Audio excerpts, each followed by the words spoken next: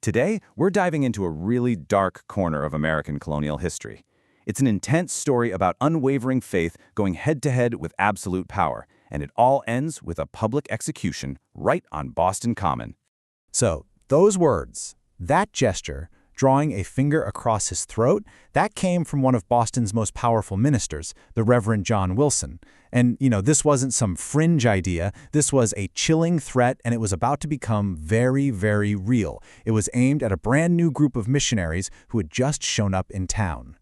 So what exactly was this problem the Puritans were so worked up about? Well, it was the arrival of the Quakers, and their beliefs basically struck at the very foundation of the entire Puritan world. Okay, so picture this. It's 1656. The first Quaker missionaries arrive, and they walk right into what was essentially a Puritan fortress. The Massachusetts Bay Colony was built on total religious conformity. There was no room for dissent. So these Quakers weren't just seen as heretics, they were seen as a genuine threat to the survival of the whole Puritan project.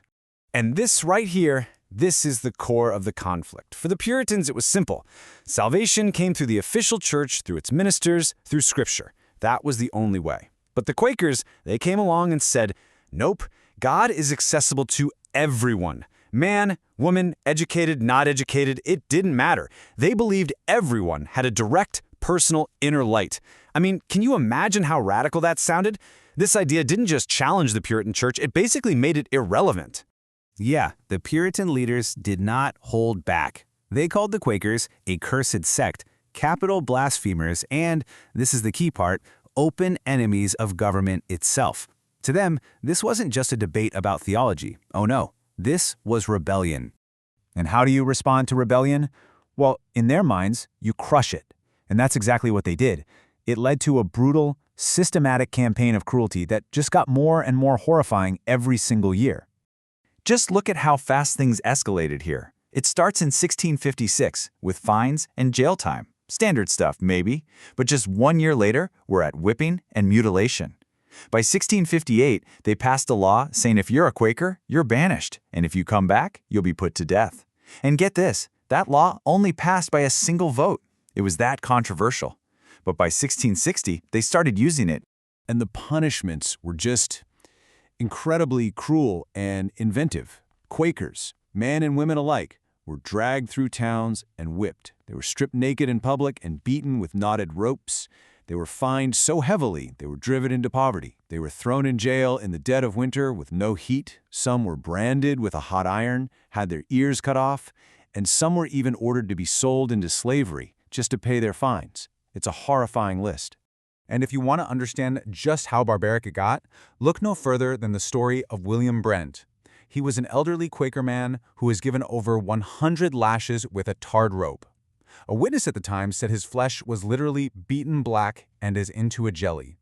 I mean, the description is just stomach-turning. This wasn't just punishment, it was terrorism. But here's the thing about that kind of terror. It didn't work on everyone. In fact, for one woman, it did the opposite. And that brings us to the heart of our story, Mary Dyer.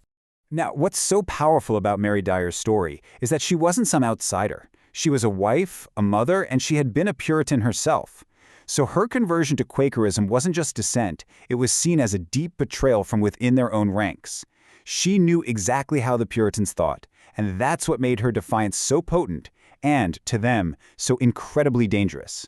Her journey to becoming a martyr was just this unbelievable series of conscious, deliberate choices. First, they banish her, told her to leave and never come back, or they'd kill her. What does she do? She comes right back to protest the law. They march her to the gallows with 2 other Quakers, they literally put the noose around her neck, and then, at the last possible second, she gets a reprieve. They send her away again, but she makes one final fateful choice. She turns around and goes back to Boston. She knew exactly what would happen. There was no doubt. Returning meant death.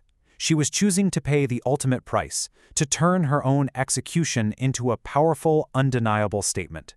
And let's be clear, she wasn't the only one. Between 1659 and 1661, Massachusetts executed a total of 4 Quakers for their faith. They became known as the Boston Martyrs. So on June 1st, 1660, there was no last-minute reprieve. Mary Dyer was led back to that same gallows on Boston Common, and she was hanged. cementing her place in history. But her death, and the deaths of the other martyrs, that wasn't the end of the story. It was the beginning of the end for these brutal laws. Their defiance sent shockwaves that went way beyond Boston. You see, back in England, other Quakers were not staying quiet. A writer named Edward Burroughs gathered all the accounts of the whippings, the imprisonments, the executions, and he published it all in a book called A Declaration. It was a detailed takedown of what was happening, laying bare the sheer cruelty for everyone to see. And that book, it made its way to the king, Charles II. When he was faced with the undeniable evidence that his own subjects were being executed simply for their religious beliefs, he had to act. In 1661, he issued a royal command ordering the government in Massachusetts to stop executing Quakers, period. It had worked. The defiance, the martyrdom, it had actually changed the law. You know, the story of Mary Dyer really makes you stop and think about a question that we're still wrestling with today. What is the price of religious freedom? It's about that line between personal conviction and the law of the land, and the incredible sacrifices people have made to move that line. For Mary Dyer and the Boston Martyrs, the price was everything.